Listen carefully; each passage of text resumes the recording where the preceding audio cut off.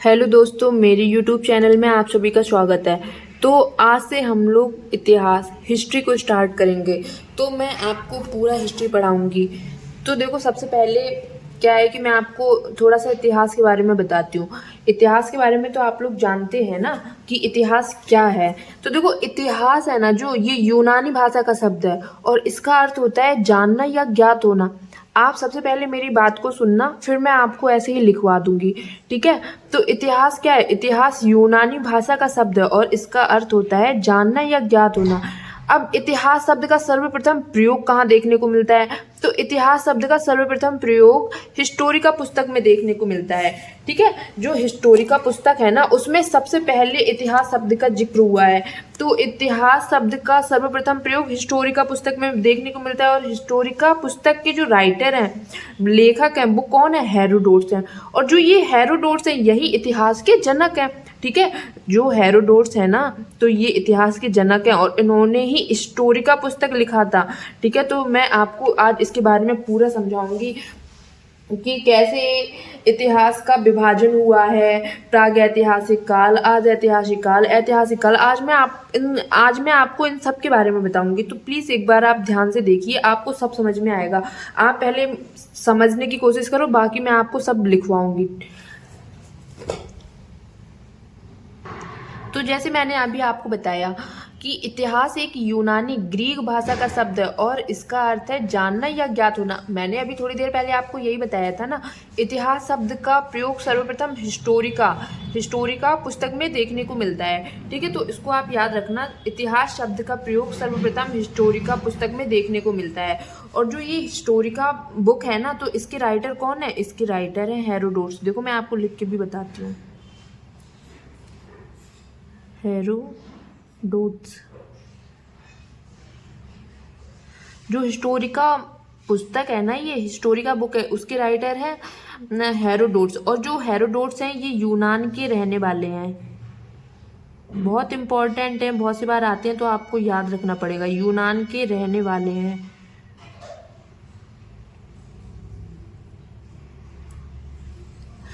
अब जो ये हेरोडोट्स हैं, तो हेरोडोट्स के बारे में आपको काफ़ी चीज़ें याद रखना पड़ेंगी क्योंकि ये बहुत ज़्यादा इंपॉर्टेंट है। तो थोड़ा सा आप याद रख लेना। हेरोडोट्स हैं, तो हेरोडोट्स का जन्म कब होता है? 484 BC, ठीक है। और इनकी मृत्यु कब होती है? हेरोडोट्स का जन्म 484 BC में और मृत्यु 425 BC में होती है। तो आप इसको भी याद रखना क्योंकि ये बहुत ज़्यादा इंपॉर्टेंट है। अब आपको दिखाई दे रहा है? हाँ, तो हेरोडोट्स यूनान के रहने वाले हैं और हेरोडोट्स का जन्म 484 BC में होता है और इनकी मृत्यु 425 BC में होती है। और जो हेरोडोट्स की बुक है ना, उसको हिस्टोरिका बोलते हैं। और जो ये हेरोडोट्स है ना, तो यही क्या है? ये इतिहास के जनक हैं। जो हेरोडोट्स हैं, तो ये कौन है? इतिहास के जनक है। तो इनको भी आप बहुत अच्छे से याद रखना, इतिहास के जनक हैं।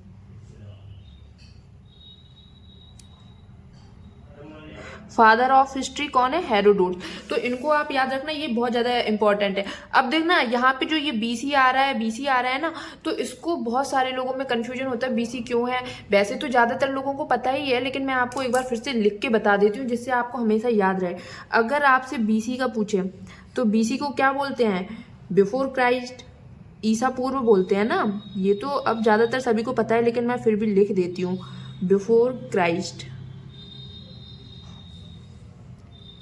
ठीक है। और जो AD होता है, AD का मीन्स क्या? आपको बार बार देखने को मिलेगा अगर आप हिस्ट्री पढ़ रहे हैं, तो BC और AD आएगा ही आएगा। तो AD क्या होता है? एनो डोमिनी, ठीक है। ईस भी बोलते हैं ना इसको। हाँ, तो आप इसको याद रखना। और अगर कहीं BCE आ जाए, BCE भी देखने को मिलेगा, तो इसका मतलब होता है बिफोर कॉमन एरा, ठीक है। बिफोर कॉमन एरा, ठीक है। तो इसको आप बहुत अच्छे से याद रखना। तो आपको ये समझ में आया होगा। मैंने अभी आपको बहुत कम चीज़ें बताई हैं। इतिहास एक यूनानी ग्रीक भाषा का शब्द है और इसका अर्थ होता है जानना या ज्ञात होना, ठीक है। तो इसको आप याद रखना। इतिहास शब्द का प्रयोग सर्वप्रथम हिस्टोरिका पुस्तक में मिलता है, ठीक है। इतिहास शब्द का सर्वप्रथम प्रयोग हिस्टोरिका पुस्तक में मिलता है, और हिस्टोरिका के राइटर कौन है? हेरोडोट्स हैं। ये यूनान के रहने वाले हैं, और इनका जन्म कब होता है? 484 बीसी में, और हेरोडोट्स की मृत्यु होती है 425 बीसी में। और जो ये हेरोडोट्स हैं यही इतिहास के जनक हैं। हेरोडोट्स इतिहास के जनक। अगर आपसे क्वेश्चन ऐसा है कि इतिहास के जनक कौन है, तो हेरोडोट्स हैं, और हेरोडोट्स की बुक का नाम क्या है? हिस्टोरिका है। अब मैंने आपको बताया था जो ये बीसी बहुत सी जगह आएगा, एडी बहुत जगह आएगा, बीसीई का कहीं कहीं आपको देखने को मिलेगा। तो बीसी का मतलब होता है बिफोर क्राइस्ट, एडी का मतलब होता है एनो डोमिनी, और बीसी का मतलब क्या होता है? Before common era. तो इसको आप याद रखना। अब मैं आपको बताऊंगी कि जो इतिहास है इसको कैसे बांटा गया है। तो आपने बहुत सी बार पढ़ा होगा कि इतिहास है, तो इतिहास को 3 भागों में बांटा गया है: प्रागैतिहासिक काल, आदि ऐतिहासिक काल, ऐतिहासिक काल। फिर मैं आपको बताऊंगी कि अब हम इन सबको जानने की कोशिश करेंगे कि इनका विभाजन किस आधार पर हुआ है। जैसे प्रागैतिहासिक काल है, आदि ऐतिहासिक काल है, ऐतिहासिक काल है, तो इनका जो विभाजन हुआ है ना वो किस आधार पर हुआ है। तो देखो मैं आपको अब वो बताती हूँ। अब देखिए जो ये इतिहास है, हिस्ट्री है, तो इसको 3 भागों में बांटा गया है। तो आप ये याद रखना, ये बहुत इंपॉर्टेंट होता है, तो आपको याद रखना ही पड़ेगा। आता भी बहुत सी बार है तो रखना ही पड़ेगा, अगर आपको सिलेक्शन चाहिए, पढ़ना है तो। ये तो छोटी छोटी चीज़ें हैं, अब तो ये बहुत सी बार आता है तो आपको याद रखना भी पड़ेगा। तो जो इतिहास है, तो इतिहास को हम लोगों ने 3 भागों में बांटा। तो पहला क्या होता है? प्रागैतिहासिक काल, ठीक है। प्रागैतिहासिक काल आपको समझ में आ रहा होगा, कोई बहुत मुश्किल सी बात नहीं है। प्रागैतिहासिक, पहला हो गया प्रागैतिहासिक काल। दूसरा है आदि ऐतिहासिक काल।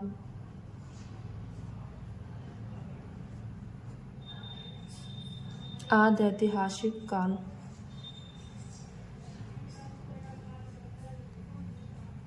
और जो तीसरा आता है वो तो सभी जानते हैं, ऐतिहासिक काल। इसको पढ़ने में सबको मजा भी आता है ना? ऐतिहासिक काल। तो इतिहास को हम लोगों ने कितने भागों में बांटा? प्रागैतिहासिक काल, आदि ऐतिहासिक काल और ऐतिहासिक काल। अब देखो जो प्रागैतिहासिक काल है इसको क्या बोलते हैं? प्री हिस्टोरिक पीरियड बोलते हैं। आदि ऐतिहासिक काल प्रोटो हिस्टोरिक पीरियड बोलते हैं, और ऐतिहासिक काल को हिस्टोरिक पीरियड बोलते हैं। चलो मैं इसको भी लिख देती हूँ। जो प्रागैतिहासिक है तो इसको क्या बोलते हैं? Pre historic.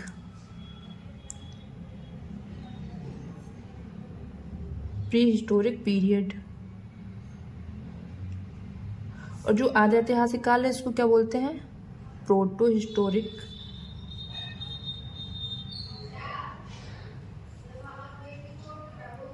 ठीक है, तो इसको भी याद रखना। और जो ऐतिहासिक काल है इसको हिस्टोरिक पीरियड बोलते हैं। ये तो नाम से ही पता चल जाते। तो फिर देखो हम लोगों ने क्या किया कि इतिहास को 3 भागों में बांटा। इतिहास को 3 भागों में बांटा: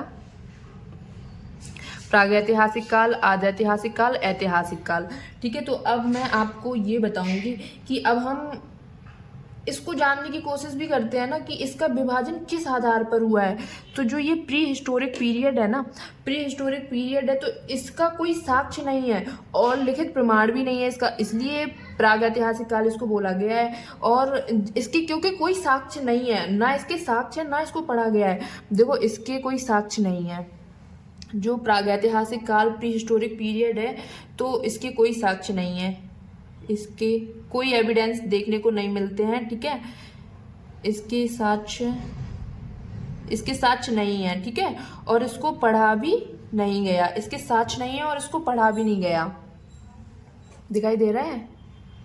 ओके, तो इसके कोई साक्ष्य नहीं है और इसको पढ़ा भी नहीं गया।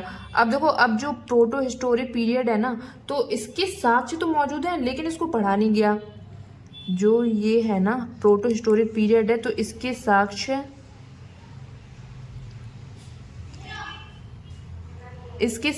तो हैं, इसके साक्ष्य तो देखे गए हैं लेकिन इसको पढ़ा नहीं गया। अगर आप देखोगे ना, आपने देखा होगा सिंधु घाटी सभ्यता। ठीक है, इसका बेस्ट एग्जाम्पल है सिंधु घाटी सभ्यता। इंडस वैली सिविलाइजेशन है। तो आपने देखा होगा कि बहुत सारी चीज़ें देखने को मिलती हैं, लेकिन यहाँ से बहुत सारे एविडेंस देखने को मिले, लेकिन इसको हम लोग पढ़ नहीं पाए। तो इसको आदि ऐतिहासिक काल बोलते हैं, कि जिसके साक्ष्य तो मिले हैं देखने को, लेकिन इसको पढ़ा नहीं गया। ठीक है, तो क्या हो गया आपका आदि ऐतिहासिक काल। अब ऐतिहासिक काल क्या है? ऐतिहासिक काल में क्या है कि इसके जो एविडेंस है वो मिले भी हैं, इसके साक्ष्य हैं जो वो मिले हैं, और उसको पढ़ा भी गया है, उसको पढ़ा भी गया है। फॉर एग्जाम्पल जैसे 1857 की क्रांति हुई, तो उसको हम लोगों ने देखा भी है, और मतलब उसको देखा गया है, बहुत सी बार देखा भी गया है। और क्या होता है कि उसको लिखा भी गया है, उसको पढ़ा है ना, उसको लिखा गया है। कितने सारे युद्ध हुए हैं, प्लासी का युद्ध, बक्सर का युद्ध, तो इसके जो एविडेंस है वो भी देखने को मिले हैं, और इसको पढ़ा भी गया है, इसलिए इसको क्या बोलते हैं? ऐतिहासिक काल। अब देखो मैं आपको बताती हूँ, अब जो अभी मैंने आपको यही तो बताया, इतिहास को 3 भागों में बांटा गया है, प्रागैतिहासिक काल, आदिऐतिहासिक काल और ऐतिहासिक काल। तो प्रागैतिहासिक काल क्या है? इसके साक्ष्य देखने को नहीं मिलते हैं, ना इसके साक्ष्य मिले, ना इसको पढ़ा गया। और आदिऐतिहासिक काल में क्या है? इसके साक्ष्य तो मिलते हैं, जो इसके एविडेंस है वो तो देखने को मिलते हैं, लेकिन इसको पढ़ा नहीं गया। जैसे सिंधु घाटी सभ्यता, इसके साक्ष्य तो काफी देखने को मिले हैं, लेकिन इसको पढ़ा नहीं गया ना। फिर है ऐतिहासिक काल, तो इसमें साक्ष्य मिलते हैं और इसको पढ़ा भी गया। तो ये हो गया। अब देखो अब क्या होगा कि जो ये है ना, जो मैंने आपको इन तीनों को बताया, फिर इनके भी टाइप है। जैसे प्रागैतिहासिक काल है, तो अब मैं आपको प्रागैतिहासिक काल के बारे में बताऊंगी। प्रागैतिहासिक काल को पुरापाषाण काल में बांटा गया, मध्य पाषाण काल, नवपाषाण काल, ये प्रागैतिहासिक काल में ही तो आते हैं। अब चलो मैं आपको वो बताती हूँ। तो अब आता है प्रागैतिहासिक काल। अब आप प्रागैतिहासिक काल के बारे में देखिए, प्री हिस्टोरिक पीरियड। तो अब इसको भी 3 भागों में विभाजित किया गया। तो अब जो वो 3 भाग हैं, अब आप वो देखिए। जो प्रागैतिहासिक काल है, इसको भी 3 भागों में बांटा गया है। ठीक है, अरे बहुत ज़्यादा सिंपल है ये, बस एक बार अच्छे से समझ लो तो आपको सब आ जाएगा। तो जो प्रागैतिहासिक काल है, प्री हिस्टोरिक पीरियड है, इसको 3 भागों में बांटा गया है। पहला कौन सा है? पुरापाषाण काल। पुरापाषाण काल।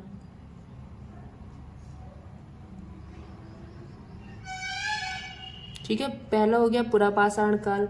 फिर क्या है? मध्यपाषाण काल। पुरापाषाण काल हो गया, मध्यपाषाण काल।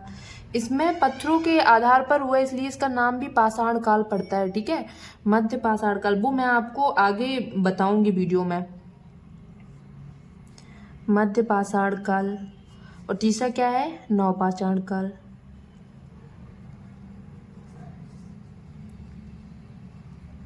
तो जो प्रागैतिहासिक काल है, इसको भी हम लोगों ने 3 भागों में डिवाइड किया। पहला क्या हो गया? पुरापाषाण काल। दूसरा क्या हो गया? मध्यपाषाण काल। और तीसरा क्या हो गया? नवपाषाण काल। तो जो पुरापाषाण काल है, इसको इंग्लिश में क्या बोलते हैं? Palaeolithic period. मध्यपाषाण काल को क्या बोलते हैं? मेसोलिथिक। और नवपाषाण काल को क्या बोलते हैं? न्योलिथिक। चलो मैं एक बार लिख भी देती हूँ। पुरापाषाण काल को क्या बोलते हैं? पैलियोलिथिक। Palaeolithic period. ठीक है, याद रखना आप लोग। और जो मध्यपाषाण काल है, इसको क्या बोलते हैं? मेसोलिथिक। मेसोलिथिक।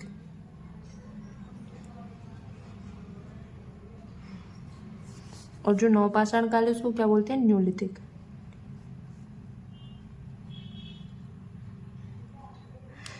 अब देखो, अब इसमें सबसे ज्यादा क्या पूछा जाता है कि जैसे ये पुरापाषाण काल है, तो ये कितने टाइम से कितने टाइम तक चलता है? मध्यपाषाण काल है, कितने टाइम से शुरू होता है, कितने टाइम तक चलता है? नवपाषाण काल, इसमें भी यही पूछते हैं। तो आप याद रखना, तो जो ये पुरापाषाण काल है ना, तो ये स्टार्टिंग से ही, मतलब प्रारंभ से ही 10,000 BC तक चलता है।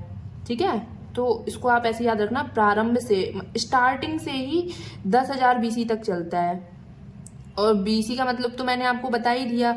ठीक है, और फिर जो मध्यपाषाण काल है, तो ये 10,000 BC से 4,000 BC तक चलता है। ठीक है, 10,000 BC से 4,000 BC तक चलता है। इसको आप बहुत याद रखना, क्योंकि यही पूछा जाता है। और जो नवपाषाण काल है, तो इसको 4,000 BC से 2500 BC तक देखते हैं। ठीक है,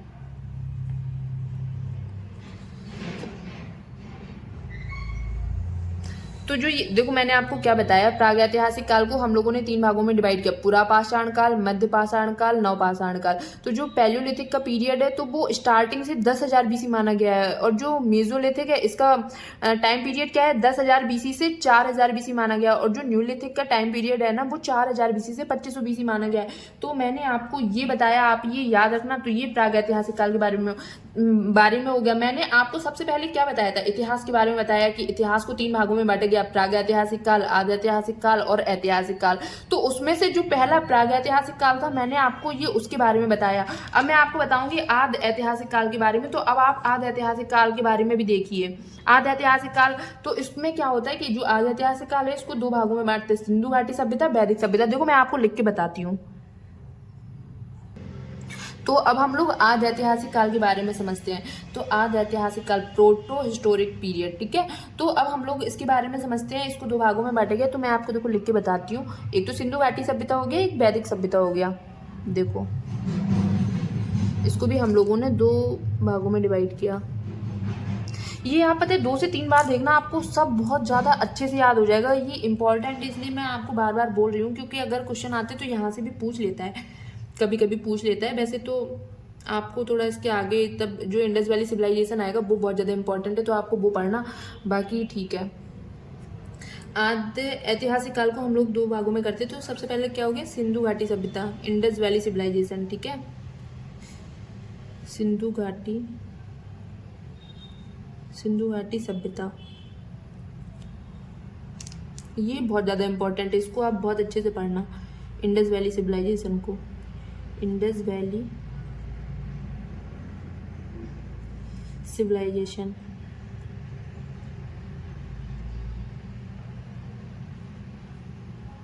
ठीक है। इंडस वैली सिविलाइजेशन हो गया। और दूसरा क्या है, वैदिक सभ्यता,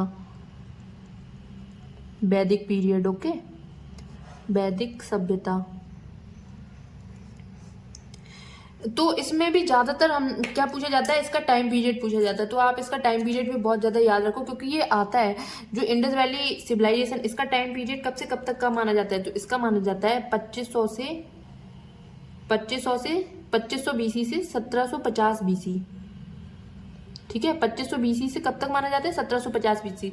और जो ये वैदिक सिविलाइजेशन है, वैदिक सभ्यता है, तो इसका कब से कब तक माना जाता है, 1500 से 600 बीसी, ठीक है। तो आप इसको बहुत ज़्यादा याद रखना, आपको याद हो जाएगा। अब जो वैदिक सभ्यता है ना, इसको भी 2 भागों में डिवाइड किया गया है। अब देखो इसको 2 भागों में कैसे डिवाइड किया गया है। जो वैदिक सभ्यता है ना, इसको भी हम लोगों ने 2 भागों में डिवाइड किया। पहला तो हो गया ऋग्वैदिक काल और दूसरा हो गया उत्तर वैदिक काल। आप ये देखो, पहला क्या हो गया, ऋग्वैदिक काल, ऋग्वैदिक काल, और दूसरा क्या है, उत्तर वैदिक काल।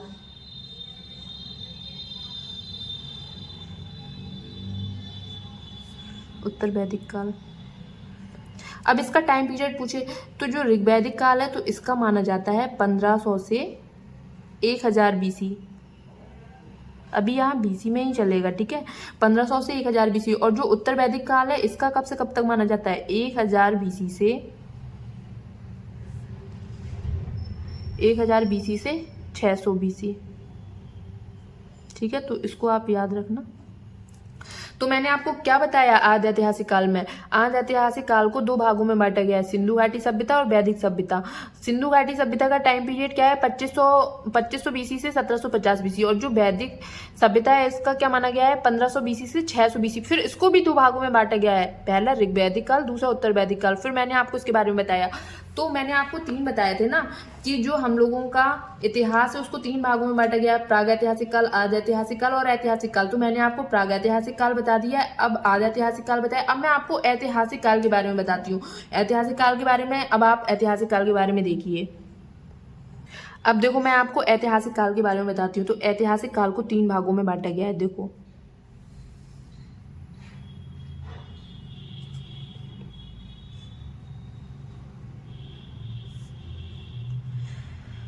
अब वो 3 भाग क्या है, देखो ऐतिहासिक काल में मैंने आपको पहले भी बताया था, इसको 3 भागों में बांटा गया है, प्राचीन इतिहास, मध्यकालीन इतिहास और आधुनिक इतिहास। तो पहला कौन सा हो गया, प्राचीन इतिहास। इसके बारे में हम लोग बहुत डिटेल से पढ़ेंगे, सब कुछ पढ़ेंगे। बस आप लोग क्लास प्लीज़ देखिए, आपको बहुत पसंद आएगी। प्राचीन इतिहास, मध्यकालीन इतिहास,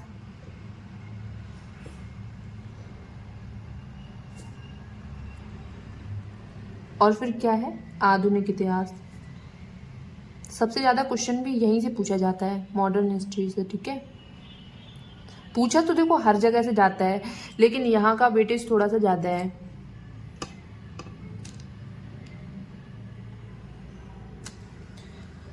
अब देखो मैं बताती हूँ, अब इसमें भी पूछेगा ना कि इसका टाइम पीरियड कब से कब तक है। तो जो प्राचीन इतिहास है तो इसका टाइम पीरियड मानते हैं 600 बीसी से 712 एडी,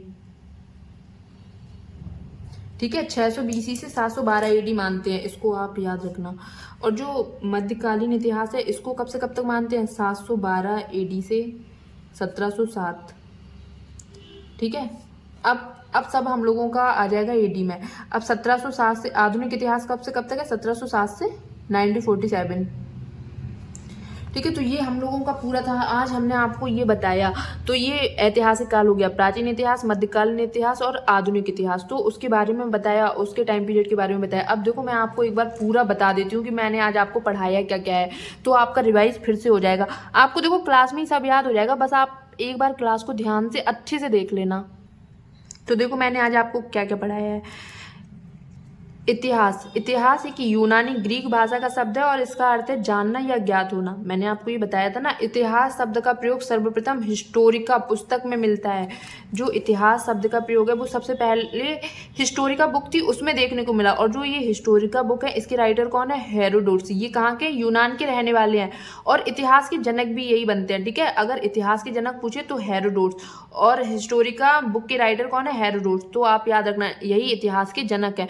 फिर हेरोडोटस, क्योंकि हेरोडोटस इंपॉर्टेंट है इसलिए मैंने आपको इनका जन्म और मृत्यु भी बताया है। तो हेरोडोटस का जन्म कब होता है, 484 बीसी में, और इनकी मृत्यु कब होती है, 425 बीसी में। अब ये बीसी और एडी आएगा तो फिर मैंने आपको इसके बारे में बताया था, बीसी बिफोर क्राइस्ट, एडी हो गया एनो डोमिनी, और बीसी क्या हो गया, बिफोर कॉमन एरा, ठीक है। तो मैंने आपको ये बताया। फिर मैंने आपको इतिहास का विभाजन बताया कि कैसे कैसे हुआ है। तो अब आप वो देखो, जो इतिहास है, इतिहास को 3 भागों में डिवाइड किया गया।